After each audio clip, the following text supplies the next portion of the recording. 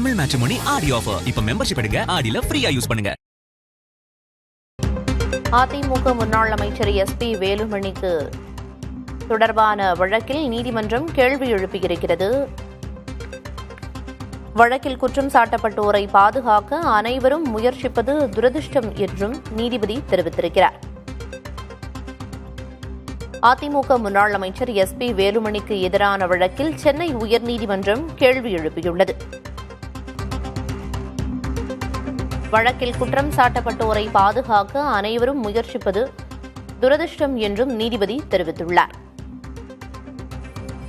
இது தொடர்பான தகவல்களை வழங்குவதற்காக செய்தியாளர் சுப்பையா இணைப்பில் இருக்கிறார். சுப்பையா, இந்த வழக்கு தொடர்பாக நீதிமன்றத்தில் என்னென்ன கேள்விகளை எழுப்பியிருக்காங்க நீதிபதிகள், என்ன தகவல்? முன்னாள் அமைச்சர் SP வேலுமணிக்கு எதிரான 98 கோடி ரூபாய் டெண்டர் முறைகேடு தொடர்பான வழக்கு சென்னை உயர்நீதிமன்றத்தில் நடைபெற்று வருகிறது. அறப்போர் இயக்கத்தின் சார்பில் தொடரப்பட்ட வழக்காகும். இது தொடர்பான வழக்கு உயர்நீதிமன்ற நீதிபதி ஆனந்த வெங்கடேஷ் முன்பு நடைபெற்று வந்த நிலையில் இன்று இந்த வழக்கு மீண்டும் விசாரணைக்கு வந்தது.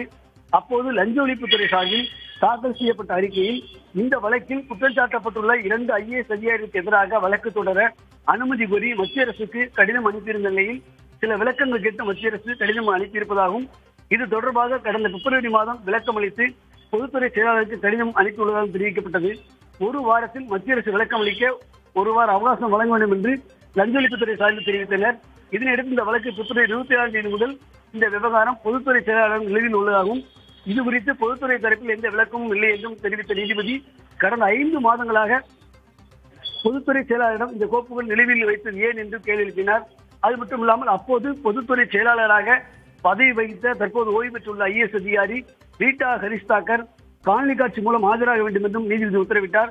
அது மட்டுமல்லாமல் இந்த கோப்புகள் கடந்த பிப்ரவரி மாதத்திலிருந்து ஏன் நிலுவையில் வைத்தார்கள் என்பது குறித்து தற்போதைய பொதுத்துறை செயலாளரும் இது சம்பந்தமாக விரிவான விளக்கம் அளிக்க வேண்டும் என்றும் உத்தரவிட்ட நீதிபதி இந்த வழக்கின் விசாரணையை ஆகஸ்ட் 3ஆம் தேதிக்கு தள்ளியிருப்பதாக தெரிவித்தார். அது முன்னதாக இந்த விவகாரத்தில் சட்டமன்ற தேர்தல், ஆட்சி மாற்றம் போன்ற காரணங்களை அதிகாரிகள் கூறுவது ஏற்க முடியாது என்று தெரிவித்த நீதிபதி, முன்னாள் அமைச்சருக்கு எதிரான இந்த வழக்கில் குற்றம் சாட்டப்பட்டவர்களை பாதுகாக்க அனைவரும் முயற்சிப்பது துரதிருஷ்டவசமானது என்றும் நீதிபதி தெரிவித்தார். அது மட்டுமல்லாமல் நீதிமன்றம் இந்த வழக்கில் பல்வேறு உத்தரவுகளை பிறப்பித்தும் கோப்புகள் முடங்கியுள்ளன, இந்த வழக்கில் எந்த விதமான முன்னேற்றம் இல்லை என்றும் நீதிபதி தனது அதிர்ச்சியை தெரிவித்துள்ளார். பிரியா, விரிவான தகவல்களுக்கு நன்றி சுப்பையா. தமிழ் மேட்ரிமோனி ஆடி ஆஃபர். இப்ப மெம்பர்ஷிப் எடுங்க, ஆடில ஃப்ரீயா யூஸ் பண்ணுங்க.